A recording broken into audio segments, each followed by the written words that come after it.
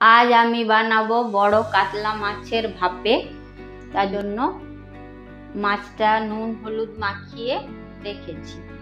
আমি মাছটা যেভাবে রাঁধবো এইভাবে রাঁধলে মাছটা আষ্টে গন্ধ ছাড়বে না। অনেকে বলে ইলিশ আর চিংড়ি ভাপে খুব ভালো লাগে, কিন্তু কাতলা আর রুই মাছের ভাপে ভালো লাগে না।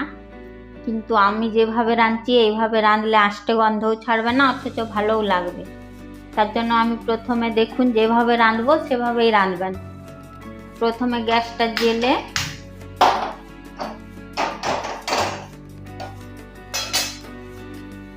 কড়াইতে পরিমাণ মতো সর্ষের তেল দিয়ে দিলাম।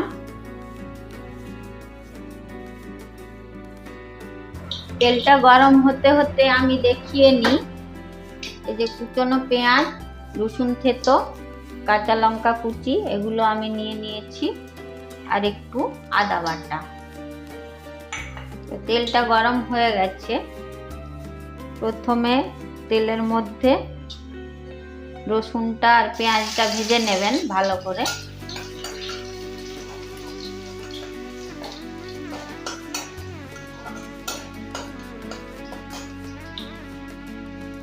কাঁচা লঙ্কা কুচিটা দিয়ে দিলাম, পেঁয়াজ কুচিটা দিয়ে দিলাম।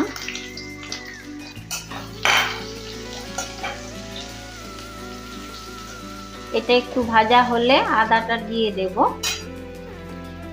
এটা আস্তে আস্তে ভাজা হোক, ততক্ষণ আমি একটা মিক্সিতে মশলা পেস্ট করে নেব। আমি এর মধ্যে নেব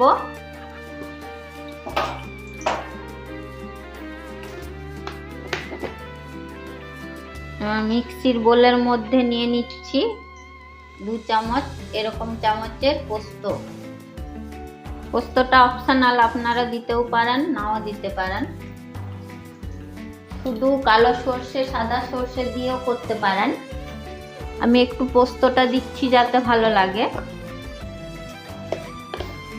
আর এরকম 2 চামচ সাদা কালো সর্ষে মেশানো আছে, 2 চামচ।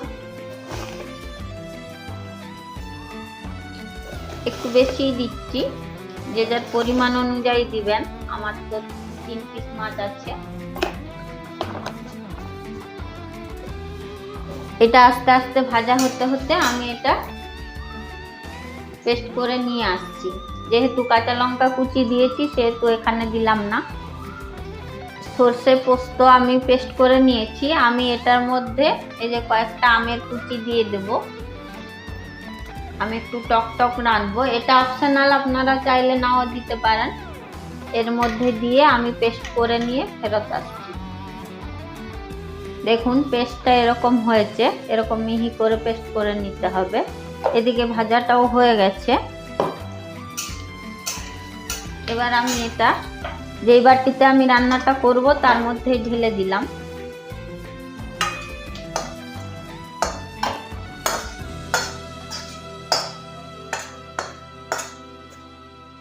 এবার আদাটা আমি কাঁচাই দিচ্ছি, আপনারা ভেজে দিতে পারেন।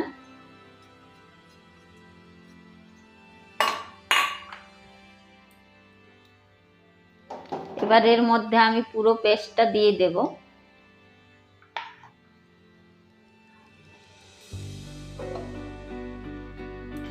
এবার এর মধ্যে আমি পরিমাণ মতো হলুদ, পরিমাণ মতো লবণ, কয়েকটা কাঁচা লঙ্কা ভেঙে দিলাম,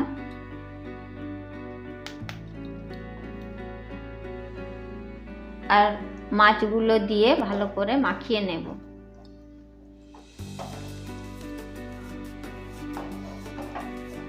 দিয়ে এটা 10 মিনিটের জন্য রেস্টে রেখে দেব চাপা দিয়ে।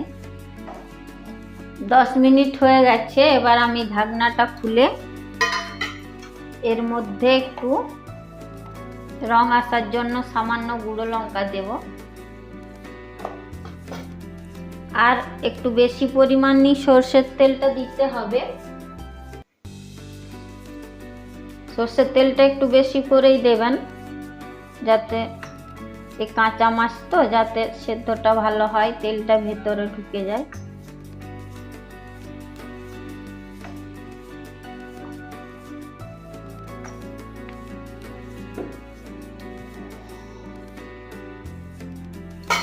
দিয়ে আবার ভালো করে মাখিয়ে নেব, উপর নিচ করে মাখিয়ে নিচ্ছি। এবার এই মিক্সি ধোয়া জলটা সামান্য পরিমাণ দিয়ে দিলাম।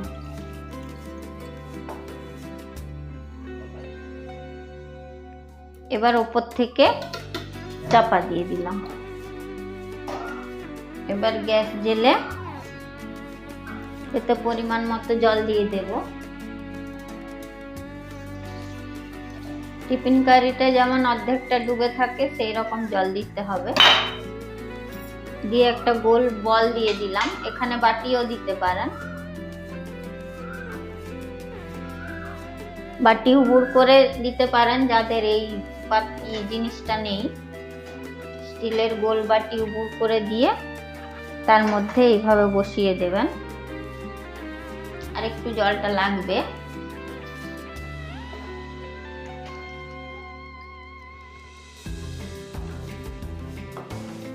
টিফিন কারির তলা অবধি জলটা চলে এসছে। এবারে আমি একটা উপর থেকে ভালো ঢাকা দিয়ে দেব যাতে না ভাপটা বেরিয়ে যায়।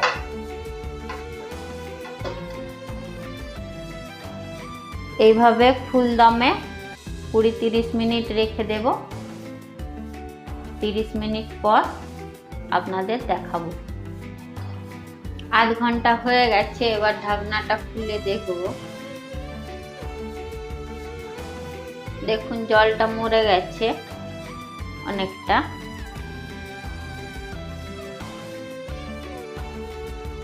এইভাবে ঠান্ডা হওয়া অবধি অপেক্ষা করব, তারপর খুলে আপনাদেরকে দেখাবো।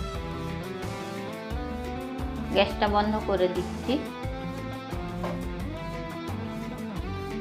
পাত্রটি ঠান্ডা হয়ে গেছে, এবার আমি খুলে দেখাবো কেমন হলো।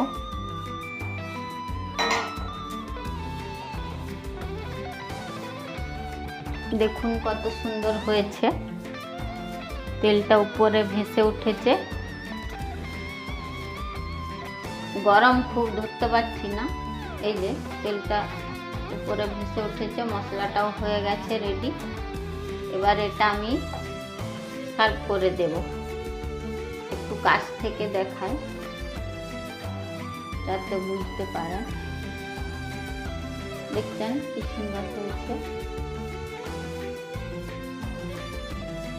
রান্নাটি যদি আমার ভালো লেগে থাকে তাহলে সবাই লাইক, কমেন্ট, শেয়ার, সাবস্ক্রাইব করবেন এবং পাশে থাকার অনুরোধ রইল। ধন্যবাদ।